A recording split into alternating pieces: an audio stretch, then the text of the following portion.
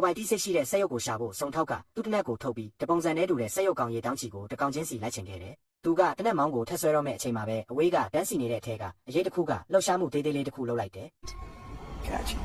Get the hell out of here! စက်ရုပ်တွေမှာမရှိတဲ့ဒီကြောက်စိတ်ကိုအတုံးချပြီးစုံထောက်ကသူ့ပြစ်မှတ်ကိုတတ်မှတ်နိုင်ခဲ့ပေမဲ့ထက်မြက်တဲ့စက်ရုပ်ကတုံ့ပြန်မှုမြန်တယ်။မျက်စိတမိတ်အတွင်းမှာပဲသူကထူထပ်တဲ့စက်ရုပ်အုပ်ကြီးတွေကိုနောက်တစ်ခါပျောက်ကွယ်သွားပြန်တယ်။မြင်ကွင်းကကန့်သက်ခံထားရတော့သူကကြီးမားတဲ့စက်မှုဝင်ကပါတယ်ရောက်နေတယ်လို့ဖြစ်နေတယ်။စုံထောက်ကသူ့ခြေလမ်းတွေကိုနှိမ့်လိုက်ပြီးသူ့ရဲ့ပင်ကိုအတီးစိမ့်နဲ့ပဲနည်းနည်းချင်းချင်းကပ်နိုင်တော့တယ်။အဲ့ဒီအချိန်မှာသူကအမဲလိုက်သူမှဟုတ်တော့ပဲဓားကောင်ဖြစ်သွားခဲ့တယ်။နောက်တစ်စက္ကန့်မှာပဲစက်ရုပ်ကရုတ်တရက်တိုက်ခိုက်လာပြီးတက်ရဲ့ပခုံးပေါ်ကနေချုပ်ပေါက်လိုက်တယ်။စုံထောက်ကိုမီတာဒါဇင်နဲ့ချီဝေးတဲ့နေရာကိုတိုက်ရိုက်လင့်ပစ်လိုက်တယ်။စုံထောက်ကသူဒီနေ့တော့တေးပြီးလို့ထင်လိုက်ပေမဲ့စက်ရုပ်ကမထင်မှတ်ပဲသူ့ကိုတက်ချမ်းသာပေးခဲ့ပြီးသူ့ရဲ့အန်အောဖွယ်ခုံနိုင်စွမ်းကိုအသုံးပြုလိုက်တယ်။သူကကိုတောင်ထဲကနေခုန်ထွက်ပြီးတမ်မဏိတကားကိုလက်ပလာနဲ့ဆွဲဖြဲကလွတ်မြောက်ရာကိုထွက်ပြေးဖို့စူးစမ်းခဲ့ပေမဲ့အပြင်မှာရဲတွေကတင်းကျပ်တဲ့ထောင်ချောက်ကိုဆင်ထားနေပြီးသားဖြစ်နေတယ်။သူဘလောက်ပဲတွက်လက်နေပါစေနောက်ဆုံးမှာတော့ဘိုက်ကွန်ကြီးနဲ့အဖမ်းခံလိုက်ရတယ်။သူ့ကိုစစ်ကြောရေးခန်းထဲခေါ်သွားပြီးအထူးတပ်ဖွဲ့ဝင်6ယောက်ကအနီးကပ်ဆောင်ချက်ထားတယ်။စုံထောက်ကတေဆုံးသွားတဲ့ဒေါက်တာရဲ့တပ်ပုံကိုစပွဲပေါ်ပြစ်တင်လိုက်ပြီးဘာကြောင့်သူ့ကိုတက်ရတာလဲလို့စစ်မေးလိုက်တယ်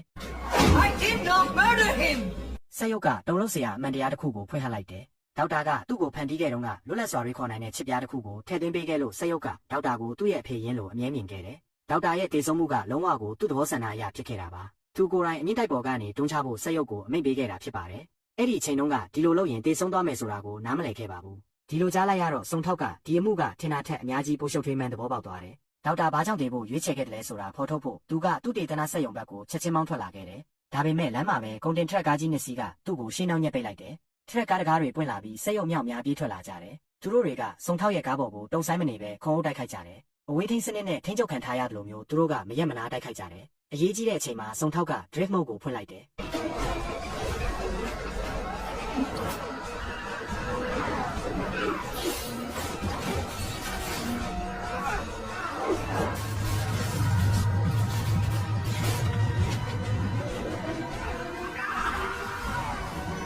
သူကနောက်ကလိုက်နေတဲ့သူတွေကိုဖျက်ချော်နိုင်ခဲ့ပေမဲ့ကားကထိန်းချုပ်မရပဲလိမ့်မောက်သွားတယ်